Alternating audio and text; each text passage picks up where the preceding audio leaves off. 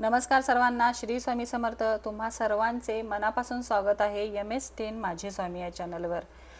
खूप गोड गोड कमेंट मला येत आहेत. खूप छान स्वामींच्या कृपा आशीर्वादाने मला सबस्क्रायबर खूप छान भेटलेले आहेत आणि त्यांच्या एवढ्या गोड कमेंट वाचून ना खूप छान वाटतं. तर त्या कमेंटसाठी सर्व ताईंना, दादांना मनापासून धन्यवाद, मनापासून त्यांचे आभार. असेच मला सपोर्ट करा. तुमचं मोटिवेशन असल्याशिवाय मी हे सगळं करू शकत नाही. तर कमेंटद्वारे मला खूप मोटिवेट होतं तुमच्या छान छान कमेंट वाचून. तर अशाच प्रकारे सपोर्ट करा आणि तुम्हा सगळ्यांचे परत मनापासून खूप खूप धन्यवाद. तर चला मग आता व्हिडिओला आपण सुरुवात करूया. उद्या अमावस्या आहे. तर अमावस्येच्या दिवशी आपल्याला कोणत्या सेवा करायच्या आहेत, कोणते स्तोत्र म्हणायचे आहे, स्वामींची कशा पद्धतीने सेवा करायची, अमावस्येची विशेष सेवा कोणती असते, तर तेच आपण आजच्या या व्हिडिओमध्ये बघणार आहोत. तर सर्वात आधी तुम्ही हे जाणून घ्या की अमावस्येच्या दिवशी आपण विशेष करून पितरांची सेवा केली पाहिजे. आणि पितरांची सेवा कशा पद्धतीने करायची, त्यांना कोणता नैवेद्य दाखवायचा, कधी त्यांची सेवा करायची, कोणते स्तोत्र वाचायचे, हेच आपण आजच्या व्हिडिओमध्ये सविस्तर पाहणार आहोत. अमावस्येच्या दिवशी पितरांची सेवा का करावी आणि पितरांची सेवा केल्याने काय होते, कोणते अनुभव आपल्याला मिळतात पितरांची सेवा केल्याने, किंवा कोणता फायदा होतो पितरांची सेवा केल्याने, हे आपण आजच्या व्हिडिओमध्ये बघणार आहोत. तर सर्वात आधी आपण हे बघूया की अमावस्या कधी लागणार आहे. तर अमावस्या आज रात्री 8:11 लागणार आहे आणि उद्या म्हणजेच शुक्रवारी संध्याकाळी 5:22 अमावस्या आहे. तर या कालावधीत आपल्याला या सगळ्या सेवा करायच्या आहेत, जे की मी तुम्हाला आता पुढे सांगणार आहे. सगळ्यात पहिल्यांदा उंबरठ्याला हळदीचं लेपन करायचं आहे. हळदीचं लेपन करत असताना हळद, गोमूत्र आणि थोडीशी चंदन पावडर असेल तर चंदन पावडर तुम्ही वापरू शकता. तर हे सगळं घालून उंबरठ्याला छान लेपन करायचं आहे. रांगोळी काढायची आहे. रांगोळीवरती हळदी कुंकू टाकायचं आहे. त्यानंतर घरामध्ये सगळीकडे गोमूत्र शिंपडायचं आहे आपल्याला अमावस्येच्या दिवशी. फरशी पुसत असताना त्यामध्ये थोडंसं मीठ घालून आपल्याला फरशी पुसून घ्यायची आहे. घरामध्ये जाळे, जळमटे जे काही दुरुपयोगी वस्तू असतील तर ते अमावस्येच्या दिवशी आपल्याला बाहेर काढायचं असतं. तुळशीची पूजा, उंबरठ्याची पूजा आणि घरामध्ये गोमूत्र शिंपडून झाल्यानंतर सगळ्यात पहिला आपल्याला काय सेवा करायची आहे, पितृस्तुती आपल्याला वाचायची आहे. जे की आपल्या नित्यसेवेच्या पुस्तकामध्ये पितृस्तुती दिलेली आहे किंवा पितृस्तोत्र दिलेले आहेत ते आपल्याला वाचायचं आहे. स्वामींची पूजा करण्या अगोदर आपल्याला ही सेवा करून घ्यायची आहे आणि मग स्वामींची पूजा करायची आहे. सर्वात आधी पितरांची सेवा आणि मग घरातल्या देवतांची सेवा. दक्षिणेला तोंड करून बसायचं आहे ही सेवा करत असताना आणि पितृस्तुती किंवा पितृस्तोत्र तुम्हाला वाचायचं आहे. नित्यसेवेचं पुस्तक नसेल तर पितृस्तुती किंवा पितृस्तोत्र गुगलवर सर्च करा, तुम्हाला मिळून जाईल आणि मोबाईलवर तुम्ही दक्षिणेकडे तोंड करून ते वाचून घ्यायचं आहे. त्यानंतर आपल्याला स्वामींची सेवा करायची आहे. म्हणजे जी काही तुमची रोजची नित्यसेवा असेल ती तुम्ही करायची आहे. त्या दिवशी स्वामींना अभिषेक घालायचा आहे. घरातील देवतांना देखील तुम्ही आंघोळ घालून त्यांचा अभिषेक करायचा आहे. त्यांची षोडशोपचारे पूजा करायची आहे आणि आरती वगैरे जे काही तुमची रोजची नित्यसेवा आहे ती तुम्ही करून घ्यायची आहे. पण सर्वात आधी आपल्याला अमावस्येच्या दिवशी पितरांची सेवा करायची आहे.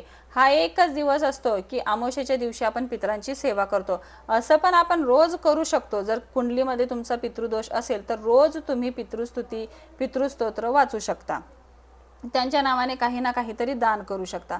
पण नाहीच झालं तर अमावस्येच्या दिवशी आपल्याला ही सेवा करायची आहे आणि त्यांच्या नावाने आपल्याला थोडंफार दान धर्म करायचा आहे.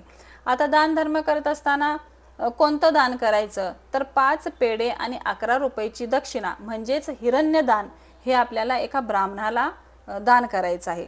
11 रुपये आणि 5 पेढे ही दक्षिणा आपण एका ब्राह्मणाला द्यायची आहे किंवा एखाद्या मंदिरामध्ये तुम्ही ते अर्पण करू शकता. आता पितृस्तोत्र वाचून झाल्यानंतर त्यांना दही भाताचा नैवेद्य दाखवायचा आहे. भात हा बिन मिठाचा करा आणि दही भाताचा नैवेद्य त्यांना दाखवा. दही भात आणि एका छोट्या पेल्यामध्ये पाणी तुम्ही आपल्या घराच्या वरती छतावर तुम्ही ते ठेवून द्या. नैवेद्य ठेवताना आपल्याला दक्षिणेकडेच तोंड करून उभं राहायचं आहे. त्यांना नमस्कार करायचा आहे आणि मनोमन त्यांना प्रार्थना करायची आहे की जी काही मी आज सेवा केली आहे आणि जो काही हा दही भाताचा नैवेद्य ठेवलेला आहे तर तो तुम्ही मान्य करून ग्रहण करून घ्या आणि तुमचा कृपा आशीर्वाद आमच्या पूर्ण परिवारावर राहू दे. अशा पद्धतीने तुम्हाला त्यांना हात जोडून प्रार्थना करायची आहे आणि तो नैवेद्य तिथे ठेवायचा आहे. तर हा नैवेद्य किती वाजता आपण ठेवू शकतो, तर 12च्या नंतर हा नैवेद्य ठेवायचा आहे. 12च्या नंतर आणि 4च्या आत हा नैवेद्य आपला त्यांना दिला पाहिजे. तुम्ही 4च्या नंतर ठेवला तर नाही चालणार आणि सकाळी लवकर उठून ठेवलात तरी नाही चालणार. 12च्या नंतरच त्यांना पितरांना नैवेद्य ठेवायचा असतो. 12 ते 4 ही वेळ लक्षात ठेवा आणि त्या वेळेत त्यांना नैवेद्य अर्पण करा। आता ही सेवा आपली झाल्यानंतर संध्याकाळी परत आपल्याला सेवा करायची आहे। संध्याकाळी काय सेवा करायची आहे तर काल भैरव अष्टक 11 वेळा म्हणायचं आहे। हातामध्ये पिवळी मोहरी घ्यायची उजव्या हातामध्ये आणि आपल्याला त्यावरती काल भैरव अष्टक स्वामींच्या समोर तुमच्या देवघराच्या समोर बसून 11 वेळा काल भैरव अष्टक म्हणायचं आहे। जर तुम्हाला येत नसेल तर तुम्ही मोबाईलवर लावून द्या आणि काल भैरव अष्टक म्हणून ती पिवळी मोहरी आपल्या घरातील प्रत्येक कोपऱ्यामध्ये तुम्हाला टाकायची आहे। याने काय होतं, घरातील जी काही निगेटिव्ह शक्ती असते, निगेटिव्ह ऊर्जा जी काही असते ती बाहेर पडते। त्यामुळे पिवळी मोहरी घरातील प्रत्येक कोपऱ्यामध्ये थोडी थोडी घाला आणि सकाळी दुसऱ्या दिवशी ती लोटून बाहेर काढा। आता हे झाल्यानंतर संध्याकाळी आपल्याला एक नारळ घ्यायचा आहे आणि आपल्या घराचा उतारा करायचा आहे। एक नारळ घेऊन घराला 7 वेळा क्लॉकवाईज आपल्याला उतारून घ्यायचा आहे आणि तो नारळ घराच्या बाहेर फेकून द्यायचा आहे। तुम्ही उंबरठ्याला तो नारळ फोडा, परत तो नारळ फोडल्यानंतर घरात आणायचा नाही, तो बाहेरच आपल्याला टाकून द्यायचा। त्यानंतर जर घरामध्ये कोण आजारी व्यक्ती असतील, कुटुंबामध्ये जर आजारी कोणतर असेल तर एक नारळ घ्यायचा आहे, त्यावरती गंधाने शेंदुराने त्रिशूळ काढायचा आहे आणि उतारा करायचा आहे त्या व्यक्तींचा। त्या व्यक्तींच्या अंगावरून म्हणजे पायापासून डोक्यापर्यंत आपल्याला 7 वेळा क्लॉकवाईज ते उतरवून घ्यायचं आहे।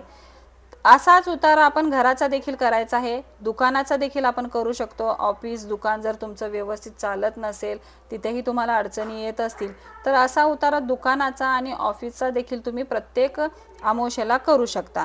ऑफिसामध्ये दुकानामध्ये साफसफाई करा, त्या दिवशी तिथे देखील थोडं मीठ गोमूत्र हळद घालून तुम्ही तिथली देखील दुकानातली तुम्ही साफसफाई करून घ्या। आपल्या घरामध्ये जी काही गाडी आहे, वाहन आहे तर त्यावरती देखील नारळाचा 7 वेळा उतारा करायचा आहे। उतारा करत असताना श्री स्वामी समर्थ श्री स्वामी समर्थ हा मंत्र आपला चालू ठेवायचा आहे आणि जी काही गाडी आहे ती जागेवर चालू ठेवायची आहे। चालू गाडीचा उतारा आपल्याला करायचा आहे। नंतर ते नारळ जमिनीवर फोडायचं आहे आणि हात पाय धुवून श्री स्वामी समर्थ महाराजांना नमस्कार करायचा आहे। उतारा करून झाल्यानंतर हात पाय धुवून आपल्याला घरात यायचं आहे आणि स्वामींना नमस्कार करायचा आहे। अमावस्येच्या दिवशी आपण घरामध्ये, ऑफिसमध्ये, दुकानामध्ये कोहळा देखील बांधू शकतो। कोहळा बांधत असताना त्याला काळ्या कलरचं म्हणजे काजळाने त्याला त्रिशूळ काढायचे आहे किंवा 5 रेघा त्याला ओढायची आहे आणि त्यावरती श्री स्वामी समर्थ 1 माळ म्हणायचा आहे, श्री दत्त महाराजांचा बीज मंत्र 1 माळ म्हणायचा आहे आणि शाबरी मंत्र 1 वेळा, नवनाथ मंत्र 1 वेळा आणि काल भैरवाष्टक 1 वेळा असं म्हणून तो कोहळा आपल्याला घराच्या दारावर बांधून घ्यायचा आहे अमावस्येच्या दिवशी।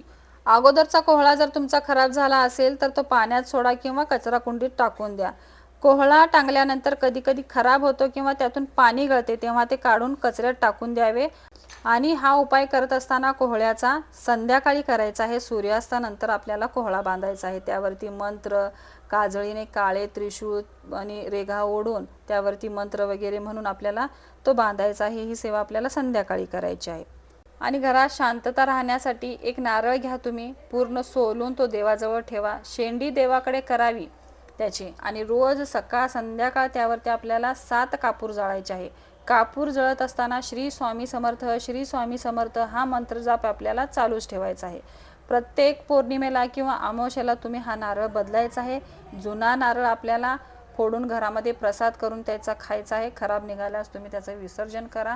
पण ही सेवा देखील खूप प्रभावी ठरते। जर घरामध्ये शांतता नसेल, घरामध्ये भांडणे वाद किरकिर होत असतील, घरामध्ये शांततेसाठी जर तुम्हाला एखादा उपाय करायचा असेल तर एक नारळ घ्या, तो सोलून त्याची शेंडी देवाकडे होईल अशा पद्धतीने तो हातामध्ये धरायचा आणि रोज सकाळ संध्याकाळ त्यावरती एक भीमसेनी कापूर जाळायचा आहे। म्हणजे बारीक बारीक 7 तुकडे करायचे भीमसेनी कापूरचे, त्यावरती ठेवायचे आणि तो जाळायचा।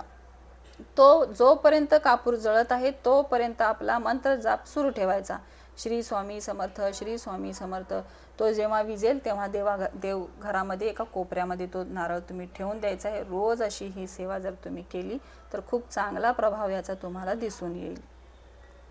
तर या काही सेवा उपाय आहेत अमावस्येच्या दिवशी, तर नक्की करा। व्हिडिओ जर आवडला असेल तर चॅनलला लाईक शेअर आणि सबस्क्राईब करा। पुन्हा भेटूया नवीन एका व्हिडिओमध्ये, तोपर्यंत सर्वांना श्री स्वामी समर्थ।